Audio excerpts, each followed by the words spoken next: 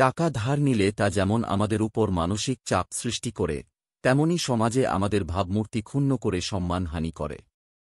ঋণ থেকে মুক্তির উপায় আজ দেখে নেওয়া যাক জ্যোতিষ টোটকা মেনে কিভাবে ঋণের জাল থেকে নিজেকে মুক্ত করা সম্ভব। টাকা ধার নিলে তা যেমন আমাদের উপর মানসিক চাপ সৃষ্টি করে, তেমনি সমাজে আমাদের ভাবমূর্তি ক্ষুণ্ণ করে সম্মানহানি করে। বৈদিক জ্যোতিষে বিভিন্ন গাছের টোটকার কথা উল্লেখ আছে। এই টোটকাগুলি মেনে চললে ঋণের জাল থেকে মুক্তি পাওয়া সম্ভব। অর্জুন গাছের ছালও ব্যবহার করে ঋণের জাল থেকে নিজেকে উদ্ধার করা সম্ভব।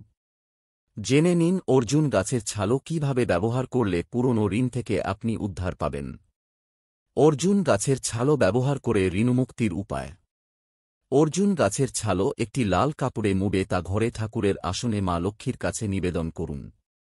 পুজোর পরে এই লাল কাপড়ে মোড়া অর্জুন গাছের ছালও নদীর জলে ভাসিয়ে দিন। এর ফলে আপনি সব ধরনের ঋণ থেকে মুক্তি পাবেন। অর্জুন গাছের ছালে লাল চন্দনের ফোঁটা দিন। তারপর এটি লাল কাপড়ে মুড়ে বাড়ির আলমারি বা লকারে রেখে দিন। এর ফলে যেমন আপনি ঋণের জাল থেকে মুক্তি পাবেন, তেমনি আপনার স্বাস্থ্যের উন্নতি ঘটবে। সন্ধেবেলা অর্জুন গাছের ছাল ও এক টুকরো কর্পূর একসঙ্গে জ্বালিয়ে দিন। এর ফলে বাড়িতে থাকা নেগেটিভ এনার্জি দূর হবে এবং ঋণের কালো ছায়া থেকে মুক্তি পাবেন আপনি। ব্যবসায়ীরা যদি ব্যবসায় বারবার ক্ষতির মুখে পড়েন, তাহলে অর্জুন গাছের ছাল লাল কাপড়ে মুড়িয়ে নিজের গলায় বেঁধে রাখুন।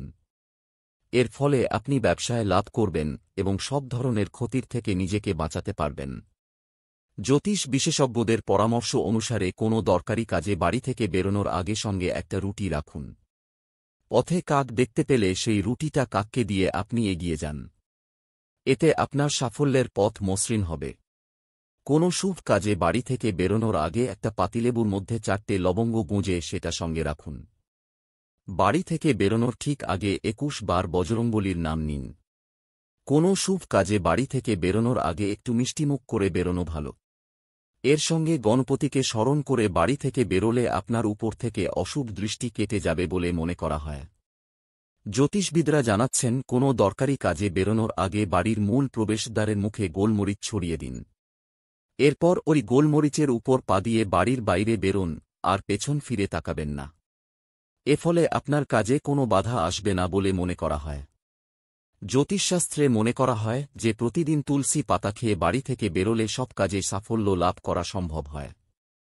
দীর্ঘদিন ধরে কেউ যদি চাকরি না পেয়ে থাকেন, তাহলে প্রতি শনিবার শনিদেবের মন্দিরে গিয়ে কালো তিল এবং সর্ষের তেল দান করা উচিত। শনিবারের উপোসও এই ব্যাপারে খুবই লাভের। এছাড়াও প্রতিদিন সকালবেলা অবশ্যই পাখিদের 7 রকমের দানাশস্য দেওয়া উচিত। পাখিদের এই খাবার দেওয়ার কাজটি নিয়মিত করলে কিছুদিন পরেই কাজের কোনো না কোনো সুযোগ আসতে থাকবে। এছাড়াও বাড়িতে চিনি ও আটা মিশিয়ে কালো পিঁপড়ের খেতে দিলে শনিদেব সন্তুষ্ট হন। আমাদের কর্মফলদাতা হলেন শনিদেব, তাই শনিদেব প্রসন্ন হলে অবশ্যই কাজের সুযোগ আসবে। বেকারত্ব থেকে মুক্তি ঘটবে। বিবাহ সংক্রান্ত সমস্যা বা বাধার জন্য প্রতি বৃহস্পতিবার কলাগাছের পুজো করা অবশ্যই উচিত।